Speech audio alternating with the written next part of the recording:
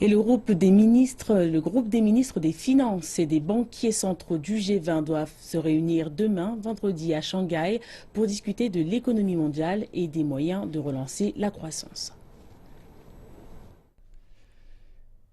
Les grands noms de la finance mondiale sont attendus vendredi à Shanghai pour le sommet du G20 dans un contexte de volatilité des marchés financiers.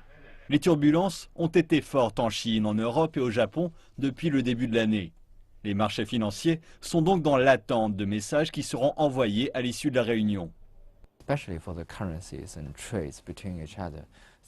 En particulier pour les devises et le commerce, personne ne peut obtenir davantage au détriment des autres. Chaque pays est connecté aux autres. Certains disent que la Chine n'exporte qu'un dixième de ce que les États-Unis importent, mais le truc est que si la Chine tombe, les États-Unis vont moins investir dans le monde.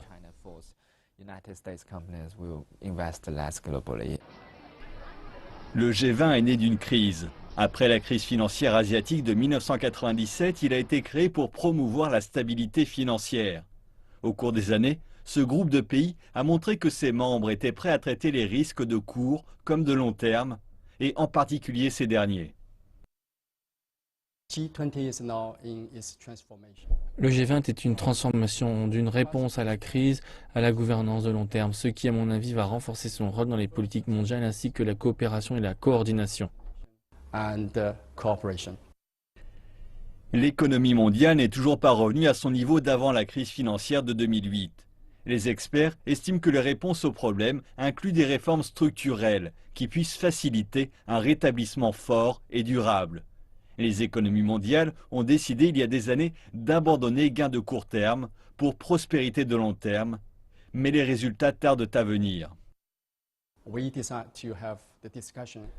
Nous avons décidé d'avoir en priorité les discussions sur les réformes structurelles afin de faire avancer les réformes et d'atteindre des objectifs concrets sous la présidence chinoise. C'est la première des 4 réunions des ministres des Finances et gouverneurs des banques centrales de l'année. En plus des réformes de l'économie mondiale, les décideurs vont discuter des dépenses d'infrastructures et de coopération fiscale.